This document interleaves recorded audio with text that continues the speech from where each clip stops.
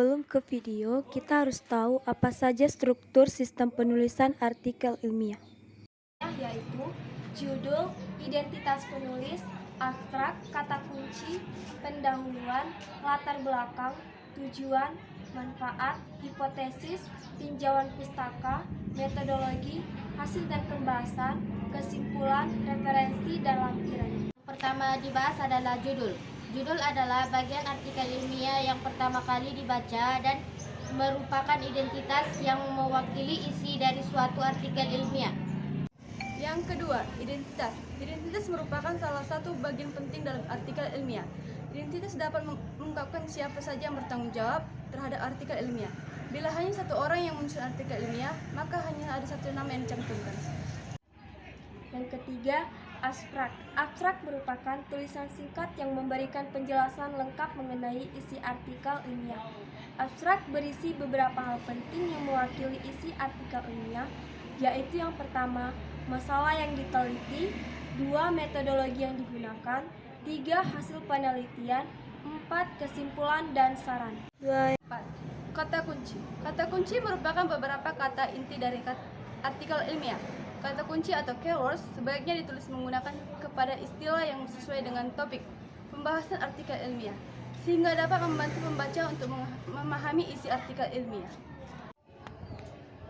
Yang kelima, pendahuluan. Pendahuluan merupakan bagian artikel ilmiah yang membawa pembaca atau orang lain untuk memahami permasalahan yang akan dibahas pada artikel ilmiah secara urut, jelas, dan perinci.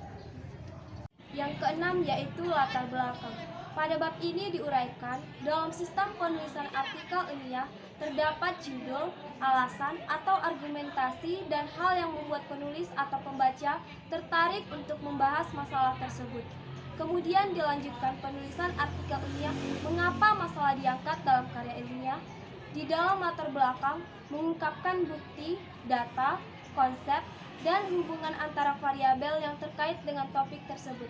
Ketujuh yaitu tujuan. Tujuan sistem penulisan artikel ilmiah menjadi salah satu wahana untuk melatih ide tersurat atau hasil penelitian dalam bentuk karya ilmiah yang sistematis dan metodologis. Penulisan artikel ilmiah juga dapat untuk melatih keterampilan dasar, melakukan penelitian hingga tercipta pengetahuan baru, serta dapat memperluas wawasan dan pengetahuan bagi penulis dan pembacanya. Yang kedelapan, manfaat dari sistematika penulisan artikel ilmiah adalah melatih untuk mengembangkan keterampilan membaca dan efektif, dan melatih pengembangan dari hasil pembacaan dari berbagai sumber. Artikel ilmiah juga dapat mengenal dengan kegiatan perpustakaan, serta meningkatkan perorganisasian fakta dan data secara jelas dan sistematis. Hipotesis. Hipotesis merupakan pernyataan atau jawaban sementara penelitian dari permasalahan yang akan dibahas karena harus diuji atau dibuktikan kebenarannya. Yang ke-10, tinjauan pustaka. Bagian ini berisi permasalahan tentang teori dan hasil penelitian yang berkaitan atau mendukung dalam penulisan artikel ilmiah. 11. Metodologi. Metodologi yang digunakan dalam penelitian ini adalah studi pustaka dari berbagai kasus dan dalam artikel ilmiah yang membahas bagaimana melaksanakan manajemen proyek perangkatan lunak yang sesuai dengan biaya dan jadwal yang ditetapkan sehingga menghasilkan analisis. Yang ke-12, hasil dan pembahasan. Hasil dan pembahasan merupakan bagian terpenting dalam artikel ilmiah. Hal ini disebabkan karena pada bagian ini dapat dilihat bagaimana kemampuan dan kualitas seorang peneliti dalam menganalisa data-data penelitian yang diperoleh sebelum diolah menjadi kesimpulan.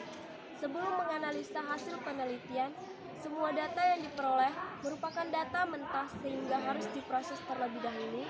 Penelitian yang menggunakan teknik pengumpulan data baik dengan observasi, wawancara, dan angket. 13. Penghargaan. Penghargaan adalah suatu bentuk ucapan terima kasih kepada perorangan atau institusi yang telah memberikan bentuk terhadap pelaksanaan penelitian dan penyusunan artikel ilmiah, selain sebagai bentuk apresiasi Penghargaan merupakan bentuk tanggung jawab penelitian atau bentuk yang diterima, bantuan yang diterima. 14. Referensi. Referensi adalah bagian yang berisi sumber rujukan atau sumber acuan yang dipakai penulis untuk mengutip literatur sebagai bahan artikel ilmiah. Hal ini sangat bermanfaat dalam penyusunan artikel ilmiah untuk menghindari plagiarisme atau dianggap plagiat. Semua sumber yang disitasi harus dicantumkan. Selanjutnya, lampiran. Lampiran adalah bagian tambahan dalam penulisan artikel ilmiah yang berisi informasi atau data-data yang berkaitan dengan artikel ilmiah. Isi lampiran adalah beberapa tabel, grafik, gambar, dan sebagainya. Disebut sebagai bagian tambahan karena bagian ini perlu dicantumkan pada bagian tersendiri. Yang terakhir yaitu kesimpulan. Kesimpulan merupakan jawaban atas pertanyaan-pertanyaan yang terdapat pada rumusan masalah. Jumlah kesimpulan harus disesuaikan dengan jumlah rumusan masalah yang akan dijawab, sehingga pembaca dapat memahami pembahasan atau penjelasan artikel ilmiah yang dibuat.